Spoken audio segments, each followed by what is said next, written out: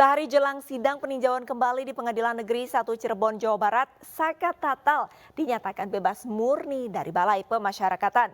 Total Saka Tatal menjalani masa kurungan selama 3 tahun 8 bulan. Ditemani sejumlah kuasa hukum, Saka Tatal terpidana dalam kasus pembunuhan Vina dan Eki mendatangi kantor Balai Pemasyarakatan Bapas kelas 1 Cirebon. Kedatangan Saka Tatal guna menandatangani berita acara pernyataan bebas murni setelah menjalani hukuman 3 tahun 8 bulan serta wajib lapor. Setelah bebas murni, Saka Tatal pun kini fokus untuk menjalani PK guna membersihkan namanya dalam kasus pembunuhan Vina dan Eki. Pidananya masih terganggu. Jadi Saka ingin mengajukan PK itu karena ingin menguatkan bahwa Saka ini tidak pernah melakukan apa yang dituduhkan. Sementara itu, saksi kunci kasus Vina dan Eki, Dede Riswanto, mendatangi kantor LPSK untuk meminta perlindungan sebagai saksi. Dede ditemani kuasa hukumnya Titus Tampu Bolon serta politikus Dedi Mulyadi. Dalam permohonan perlindungan tersebut, Dede menjalani asesmen sebelum mencapai perlindungan dari LPSK. Namun usai menjalani pengajuan permohonan perlindungan di LPSK, Dede enggan buka suara. Namun LPSK menyebut masih mengkaji permohonan Dede tersebut. Ada pertanyaan apa aja Mas Adi, Mas? Mas, tadi ada asesmennya bagaimana tadi? Kalau untuk perlindungan, kalau tadi kami sudah coba tanyakan ya berkaitan dengan tingkat ancaman dan kami melihat belum ada sih yang terlalu signifikan ya dari tingkat ancaman semacam seperti itu. Jadi kami belum bisa memutuskan adanya perlindungan darurat atau tidak karena kami tadi sudah menanyakan langsung kok berkaitan dengan hal tersebut. Tapi kalau ada ancaman yang signifikan bisa langsung? Nanti kami kan harus berbasis telaah dulu ya, untuk memberikan perlindungan darurat pun kami harus berbasis telaah dulu dan juga asesmennya gitu kan. Kami akan cek karena kaitannya itu nanti berkaitan dengan syarat-syarat perlindungan ya, sifat pentingnya keterangan gitu ya. Terus kemudian kalau misalnya ada hasil-hasil medis atau psikologis gitu, itu akan jadi pertimbangan kita juga gitu. Saksi kunci kasus Vina, Dede, mengaku siap dengan segala resiko karena telah berbohong di berita acara pemeriksaan kasus Vina. Bahkan Dede mengaku siap dihukum menggantikan para terpidana kasus Vina. Bukan tadi mengaku sudah bersalah, memberikan keterangan palsu dulu atas arahan daripada AF dan juga Rudiana. Ya, kita juga pernah melaporkan kamu juga, ya Pak, iya kan? Tapi sekarang kamu datang mengaku bersalah. Kamu tahu risikonya ini buat kamu? Tahu Pak, sangat tahu resikonya. Kamu tahu bahwa kamu bisa dipenjara gara-gara pengakuanmu sekarang ini? Tahu Pak, saya siap resikonya Pak.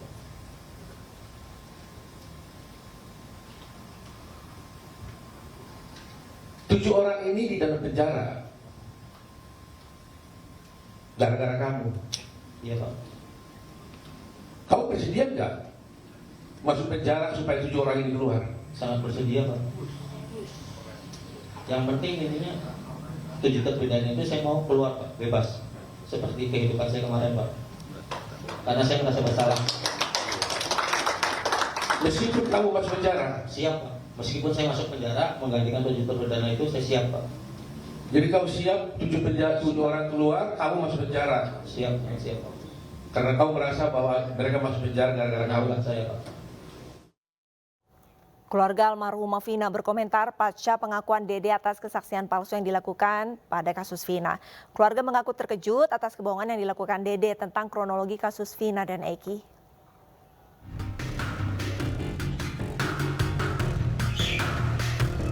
Kakak almarhumah Vina, Marliana, terkejut dengan pernyataan Dede yang menjadi saksi kunci kasus Vina. Keterangan Dede dalam podcast bersama Dedi Mulyadi menyatakan bahwa ia memberikan keterangan palsu tentang kejadian pembunuhan Vina dan Eki tahun 2016 yang lalu. Keterangan itu membuat Marliana semakin yakin bahwa ada hal yang diduga disembunyikan pada kasus Vina dan Eki. Marliana sebelumnya juga tidak mengenal sosok Dede. Pasalnya saat persidangan tahun 2016 hingga 2017, ia tak pernah sekalipun melihat Dede di persidangan. Dengan pengakuan terbaru dari Dede, Marliana berharap ada informasi yang bisa membuat kasus ini terang benderang. Saya sendiri jujur kaget gitu. Kaget mendengar pernyataan dia di KDM itu kan, bahwa bilang dia itu suruh begini, suruh begitu gitu kan. Ya jelas kaget sih Mas. Yang percaya atau gimana? Kalau masalah percaya atau tidak kan saya balik lagi ke proses hukum aja lah. Saya menghormati proses hukum gitu kan. Jadi untuk selanjutnya, untuk seterusnya gitu kan, saya menyerahkan ini semua ke proses hukum yang berjalan. Sementara dalam podcastnya bersama Deddy Mulyadi, Dede mengakui dirinya berbohong saat memberikan kesaksian terkait peristiwa kematian Vina dan Eki. Dede mengaku disuruh oleh Aep atas perintah Ibtu Rudiana untuk berbohong tentang kronologis peristiwa tersebut. Dari Cirebon, Jawa Barat, Toy Iskandar, iNews melaporkan. Lembaga Perlindungan Saksi dan Korban menduga ada kejanggalan dalam proses penyidikan kasus pembunuhan Vina dan Eki. Di antaranya dugaan intimidasi dan juga penganiayaan saat proses pemeriksaan terhadap para pelaku.